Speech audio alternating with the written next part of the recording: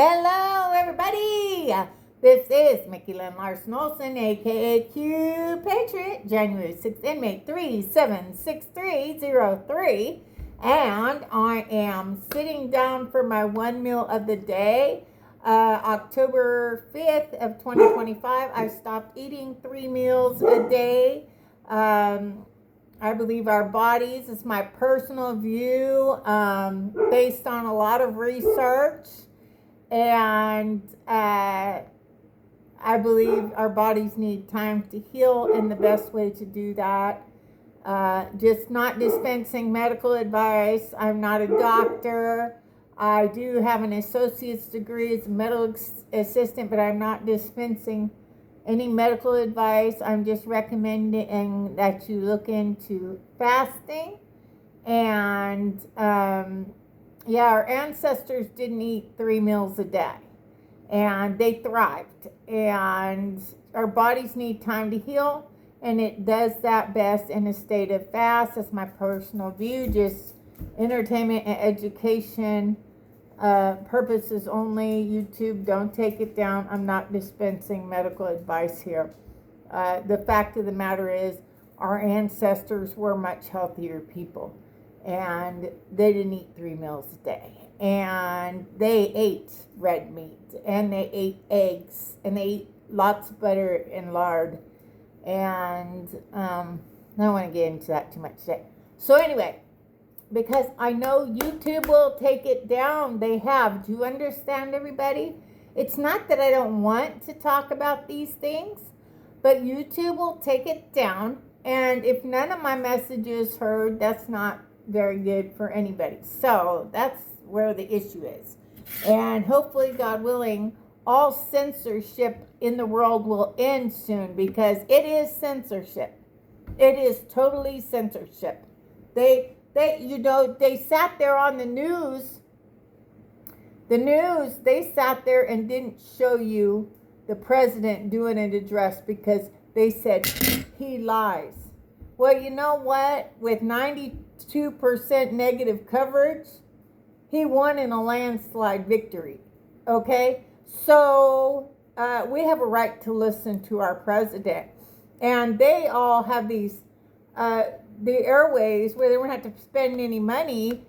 And I was listening to a guy today, I'm sorry, I don't remember his name, but he was talking about a Communications Act in 1834 that made it to where, like, the news outlets, if it was necessary and like important of interest, then they basically had to tell the public, well, this is the president of the United States of America, and whether the lamestream media wants to accept it or not, the American people voted for him. And the American people in the world will find out we voted for him 3 times. Okay, so I love my Jason over at the Good Liars. They're all great. They've always been fair to me. Yes, they think I'm crazy. That's okay. I don't have a problem with that. But I do want to clear something up, okay? Jason is always saying, well, he can't be president more than twice. President Trump can't be president more than twice. Let me tell you something, though. What if November 20th, 2017, President Trump turned over the government to the military? Because that's what happened. And behind President Trump, his inauguration, he had a JAG officer on one side, and he had a military intelligence on the other. And he said, I'm giving the power back to the people. And the military turned around and left. Well, you don't turn your back on the real president. There's pictures of people, a whole group of troops that were turning their back on Joe Biden. Do you realize how much trouble you would get in if Joe Biden was the real president? If Joe Biden was the real president and they turned their back on him like that, oh my goodness, you lose stripe. You get kicked out of the military for that. But Joe Biden wasn't the real president, and those troops knew it. They knew it. Because earlier in that day, Joe Biden didn't get a 21 gun salute. He got the salute of a funeral or a foreign dignitary, which Washington, D.C., that 10-mile square radius, has been foreign soil since 1871. So, yeah, President Trump got the 21 gun salute on Inauguration Day 2020. January 20th, 2021, President Trump did. Okay, but here's the thing. The 2020 election was a sting operation to catch all the traitors and prove the problems with the election system. So this was on Fox News shortly after the election. This was on Fox News. And it was letting everybody know that there were watermarks on the official ballots. There was watermarks. And that a lot of people were going to Gitmo. But it was on the news. And so people always like, why didn't you just walk down the stairs? Oh, there's so many reasons. At the end of the day, I have to live in my own skin. And the judge was right about one thing. I'd do it again in a heartbeat. I'm going to keep standing up for my republic and we the people of the United States for America until I don't have breath in my body anymore. And if they want to keep throwing me in jail for that, well, so be it. It's all right. The judge asked me if I had anything to say, and I said, if jail is what I get for fighting for we the people of the United States for America Republic, then take me to jail. Oh, he's pissed. He slammed his gavel and he said, no need to discuss probation. She obviously has no remorse and she would do it again. 180-day max sentence for a Washington, D.C. misdemeanor of unlawful entry public for refusing to give up my right to peacefully protest and refusing to walk down the stairs outside of the Capitol on January 6th. So, would I do it again? They said we were insurrectionists, traitors. They do realize that the people that went there, including myself, so about 13% of us served in the military. Of us J6ers that got arrested, about 13% of us served in the military.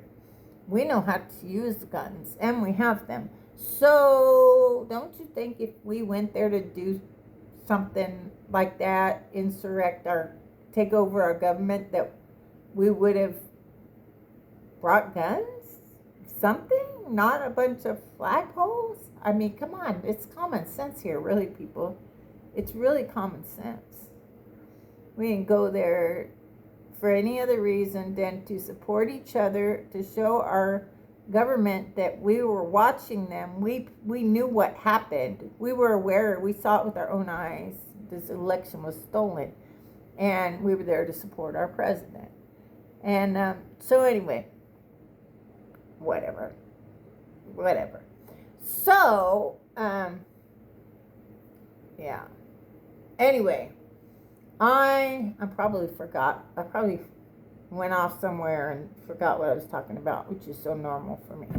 If I remember, I'll go back. Anyway, so tonight, my one meal of the day, I made something I have never made in my life. Oh, that's what it was.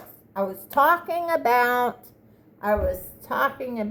that man discussing the the law that was written in 1834, basically laying out what was the responsibility to use our airways by the media.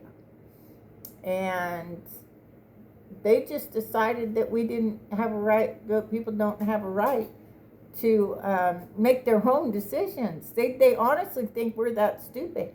And Barack Obama was overseas one time and he said, we were too small-minded to govern ourselves. Anyway, whatever. But I hope they all get the justice they deserve, whatever that is. So, I made mac and cheese, and I put some of my honey baked ham that I had some ham I made yesterday. It had a glaze that was, well, it had a bunch of seasonings and herbs and stuff, which that's how I could. And then, but I had a glaze that had honey, maple syrup, butter, a little bit of cinnamon, a little bit of mustard, honey, maple syrup. I think that was it. Anyway, it turned out amazing. So I put some of that ham in with this mac and cheese, which I've never made mac and cheese in my life.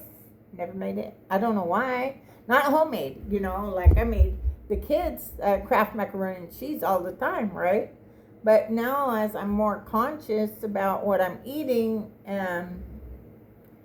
I look at the ingredients, and so this particular brand, the noodles, was Three Farmers' Daughters. Three Farmers' Daughters, and it's just wheat for my noodle. And now, it wasn't the elbow macaroni. It was a rotini and that I used for it, but it was Three Farmers' Daughters, and it's just wheat. So, and I've used it before. When I'm not sponsored by anyone, but whenever I come across a product that I think is going to help make America healthier again, then I want to be able to share that with you, so you can consider getting it for yourself. I ordered it at Amazon. I know some of the stores are carrying it, but not a lot of them. So just consider it as like a very healthy option, because a lot of times if you look at the ingredients, you won't even be able to read what they are. You will have to literally go to a dictionary, whether that be on your phone or physical dictionary. You're gonna have to find out what this stuff is, and you'll be shocked what they're putting in our food. So anyway, shout out to Three Farmers' Daughters for doing exceptional work and putting out these amazing pastas, because I make all my bread products, but I can make like noodles, when they're like flat noodles and stuff. I can do that, no problem.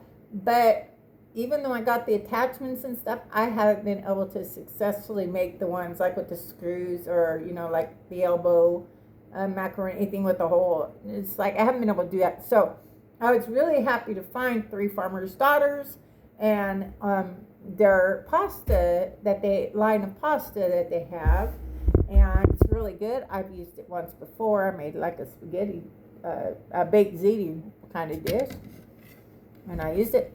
But I will tell you, of course, when I'm cooking, I got to taste the sauce to make sure it's good in case I need to add any seasonings, right? Of course. So I did that, and I'll tell you what, the sauce itself turned out phenomenal. I'm licking there, scraping as much as I could off of my Dutch oven when I got done. Okay, so just so you know, I'm not the person that's gonna tell you like how much of this ingredient or whatever. That's just not how I cook. This is how I start. I'll go to like Google, and I'll say, hey, I just want to make a homemade mac and cheese with ham and this particular one. So I found a recipe I liked. That's one thing you gotta worry about with ChatGPT, because if you get out of it, you might not see the exact recipe again. So I do screenshot it now. But anyway, so this particular one, best I can recollect, okay? So there might be something I'm forgetting to tell you. So, like I said, the pasta was Three Farmers' Daughters, and it's amazing. This rotini. Okay, so my sauce. The first thing you got to do with your sauce is the butter and the flour. So now all the recipes had like different amounts to do it. But basically you're trying to make like almost like a paste. So, but you don't want to burn it. Like the butter and the flour, you don't want to burn it. And so flour, I'm really picky about my flour. I don't want it bleached and I don't want it enriched.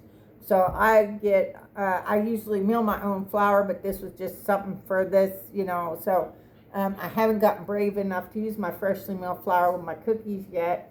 So I do get organic Bob Red Mills flour, and I put some of that in tonight with this dish.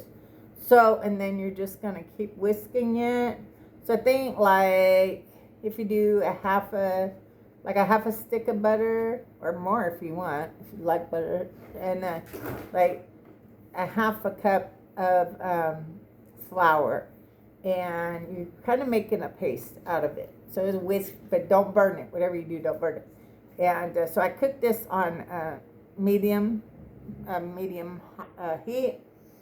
And so you're gonna basically just keep mixing the flour and the butter. I use Tillamook butter and Tillamook cheese.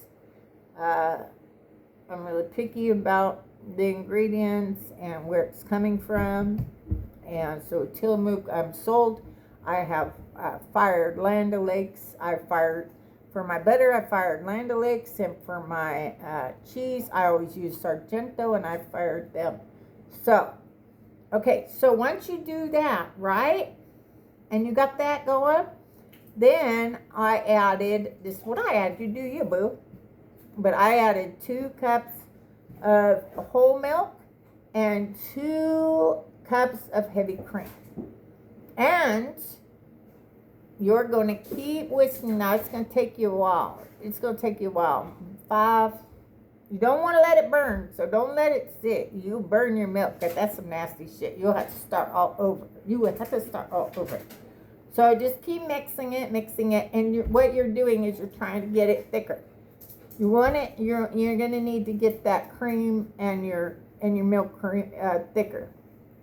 Okay, and then I put 4 cups of my shredded Tillamook cheese. I no longer buy any cheese that is shredded at the store.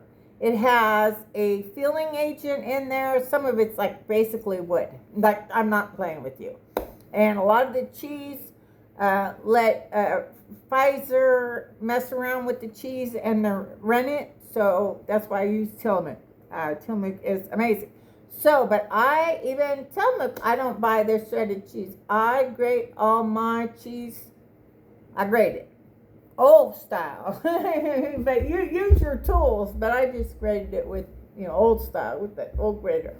And I used 1 cup of Parmesan cheese. That's what I chose to go with tonight. And that was Boarhead. I got the Boarhead Parmesan cheese. And so now I went ahead and I had grated up the entire big, huge block of my Tillamook cheese. I grated up the whole thing, and I used the whole thing. And I grated up the whole, it's not a lot, but I grated up the whole thing of my Boarhead Parmesan cheese. It's not a lot, but I used the whole thing. So, and then you're going to put your seasonings. So once you get that all whipped up and good, right, and it's kind of thicker. My dog Roxy right here, she goes steal my food. She already got some ham, didn't you? You got some ham. See, Roxy got some ham tonight, didn't you? Yeah, you got some ham. That was yummy, wasn't it? You like it a lot. She likes the ham. So anyway, what you're going to, don't you dare. You better not. So anyway, what you're going to do, once you get that milk and creamer thick, that you already have your butter in there, you already have your flour in there from your roux. R-O-U-X. And then you're going to put your cheese in. I went ahead and put it all in there. I put 4 cups of my Tillamook cheese that was grated. I put it in there, and I put an entire cup of my Parmesan in there, and I mixed that up. I mixed that up. It's gonna take a little bit. Now, it was a bit thicker than I cared for. Like, I didn't want it that thick. If it's too thick for you, like if those ingredients are too thick for you, I added some more milk. You have what you need to get it to a consistency that you're looking for. I thought it was too thick, so I added some more milk. I don't regret adding more cheese. I love cheese. So, but I added some more milk to make it less thick. Okay, so the seasonings, if I can remember, because my memory sucks. So, the seasonings I used once I got that all mixed together was 2 teaspoons of the ground mustard. That's important. Not the mustard. I'm not talking about your Dijon, and I'm not talking about your French's, yellow mustard. I'm not talking about that. I'm talking a seasoning that says ground mustard. That's what you want, like 2 teaspoons. Now, I also put turmeric. I didn't measure it. I would say maybe I put like a tablespoon of turmeric, because turmeric is a natural way to color our food.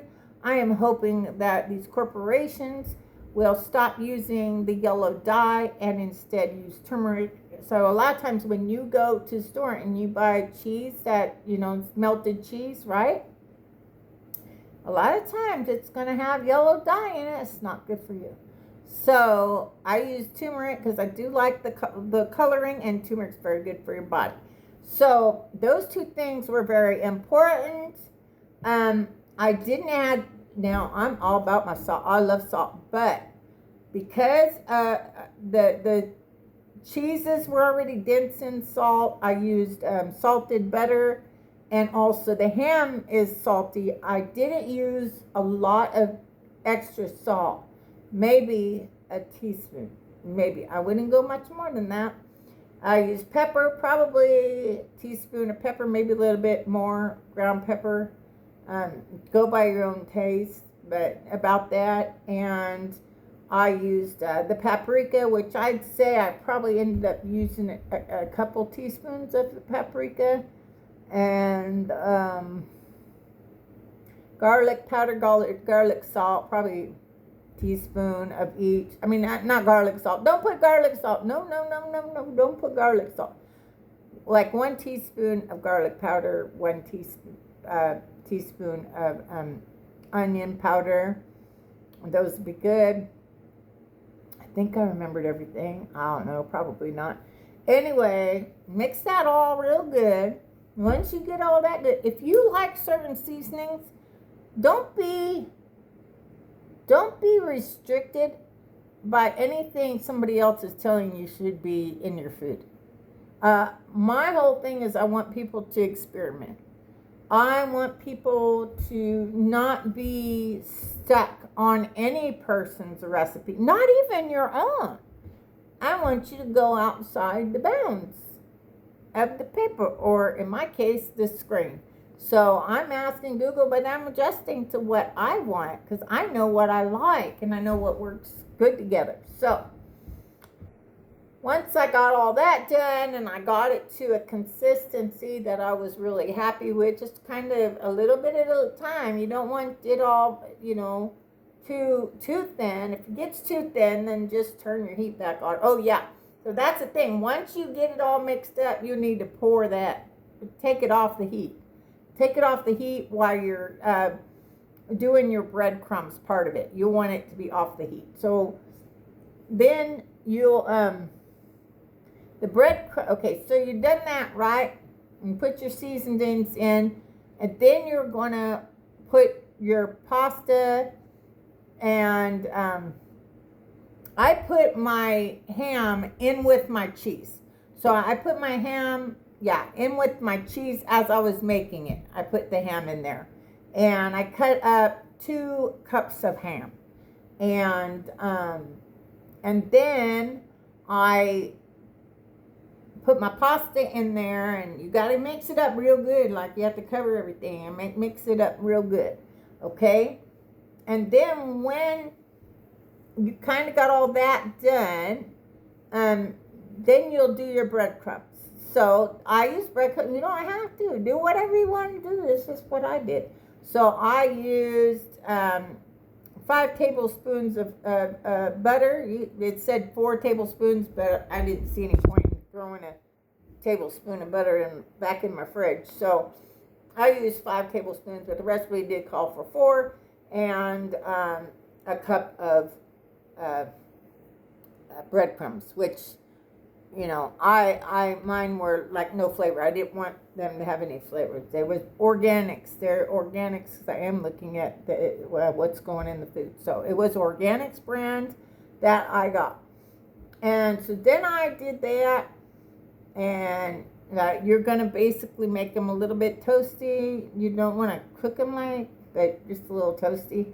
And you're just mixing them together, the breadcrumbs and the butter. And then, so once you get them, like, however you think, it just said mix them together. So, but I kind of toasted them up a little bit. And then I put them in I put my concoction, my cheese concoction with my pasta and my ham in a 9 by 13 inch dish, baking dish. Spread that all out real good. Just spread it out. And then, because I still had some of my cheddar cheese left over. Now, I love my cheese, so I could have ate it all, but I decided to put it in there. And I put a layer of that in there. And then I still had some of my Parmesan cheese. So I put the rest in there. But, I had put some Parmesan. I put like a half a cup of Parmesan cheese in with the breadcrumbs and the butter. That's kind of important. That's important for me to tell you. Yes, I put like a half a cup of Parmesan in with the butter and the breadcrumbs. So I had done that, and then I put the breadcrumbs on there. The breadcrumbs, like I said, had Parmesan and the butter, and spread that all out. And then I put some parsley on top, just for color. So that's what I did. Everybody, they always say, Mickey, your food's always going to be cold because I talk too much, right? Yeah. I know. Not holding anybody hostage here. I don't get to have my granddaughter in my life because my daughter's a nurse, and I won't shut up about the vaccines. So, and basically I won't shut up about the truth. So anyway, maybe this is the only way my granddaughter ever gets to know me. And I can't think of a better way for my granddaughter to get me to know me than me showing her how I cook. So anyway, Ellie Joe, I love you, baby. Wherever you are, Mimi's praying for you. Anyway, so mushy gushy. It's hard. Anyway, so let's see how this turned out. Okay, so I cooked it. Okay, I should tell you that. So once I got it all done, I had already preheated my oven to 350, and I cooked it. I ended up only cooking it for 15 minutes. The recipe said 20 to 25 minutes, but at 15 minutes, I looked, and the breadcrumbs were already, like, I felt like if they went any more, they'd probably burn. They did say you could do it, like, boil it for like 1 or 2 minutes, but I felt like it was good for me. So I took it out 15 minutes, but the recipe did say. But I have noticed, because of other recipes of things I've made, my oven seems to be cooking much faster. Ooh. So yeah, that onion, the ground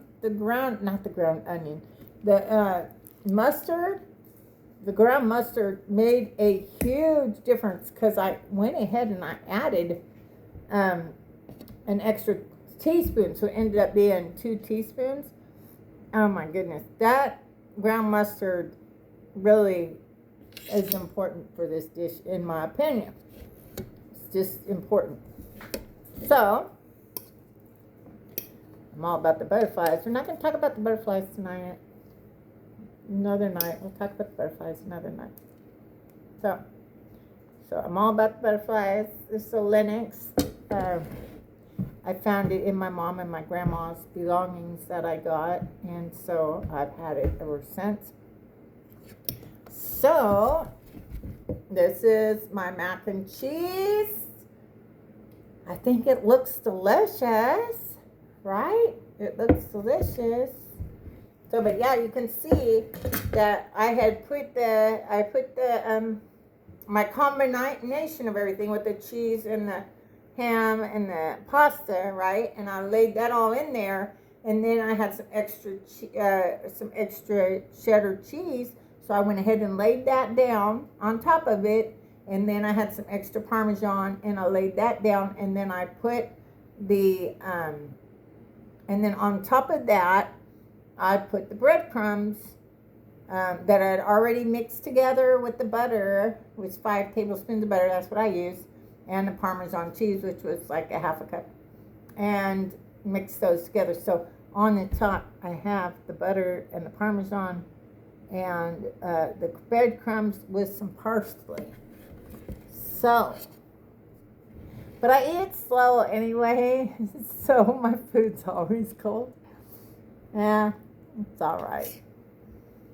I can always warm it up, but I don't warm it up in the microwave. I have a special trick. I've done a special trick for warming up my food, not in the microwave.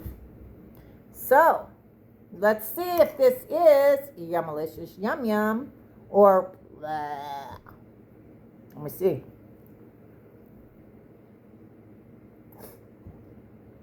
Oh my God.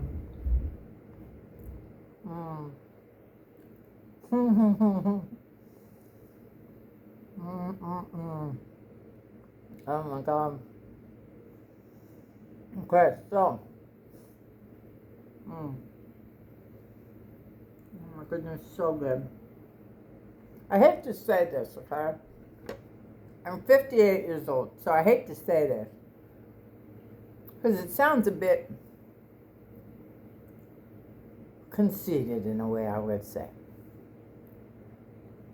You know what I'm saying? But damn it, if this ain't the best damn mac and cheese I ever ate in my whole damn life of 48 years. And with the ham, with the sweet honey ham, oh my goodness, it is so creamy, creamy, creamy, and cheesy. Oh my God. Okay. Oh my God. Like I said, I have never made mac and cheese. For whatever reason, I felt like some mac and cheese, and I was like, I ain't eating that stuff in that box ever again. So, I went on the hunt for a recipe, and this is amazing. I mean, I wanted it really cheesy, and I wanted it really creamy and flavorful, and I didn't want the flavors to really compete with each other. It's absolutely delicious, but it is just me in the house now. And so I am going to have to call one of my dearest friends, my chief from the United States Air Force, best boss, best chief ever. She is amazing and my very good friend. And I'm going to have to call Awesome Chief Dawson to come over and get some of this Yummalicious Yum Yum, because this is Yummalicious Yum Yum. Woohoo! Yummalicious Yum Yum. Oh my God. Oh my God. After freaking 2 days of fiasco with freaking dough. I mean, I like my ratio with my success when it comes to experimenting with food. Oh my goodness. It was horrible. Anyway, it was all right, but I was like, it ain't worth the calories. That's kind of how I eat too. It's got to be worth the calories.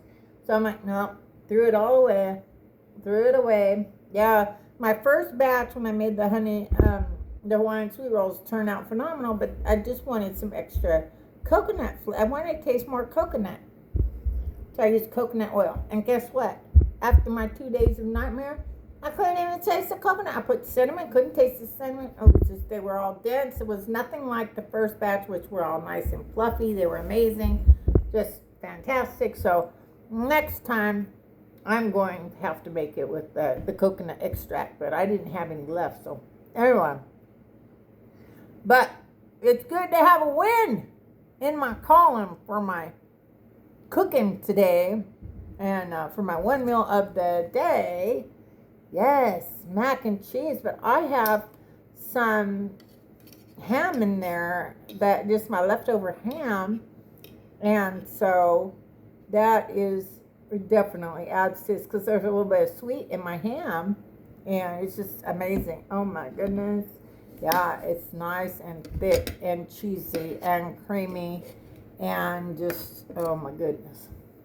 Yeah. So everybody, again, this is Mickey Lynn Larson-Olson, aka Q Patriot, January 6th, inmate 376303. Where we go one, we go all. The best is yet to come. How'd y'all like Andrew Tate and his pretty girly outfit, right? Andrew Tate got arrested with his little girly outfit on. Should I think his outfit more girly than most of mine? Oh my goodness, he really looked like a girly man, didn't he, when he got arrested? Andrew Tate looked like a girly man with that pink shirt on and his capri pants and his shoes. Oh, girly man. Yeah, I knew there was a reason why I wasn't into that guy. I think he's no good. Anyway, good night, everybody. God bless. Where we go one, we go all. The best is yet to come. Bye, girly man, Andrew Tate. Bye, bye, bye. I'm going to have to find that shirt. It's so pretty.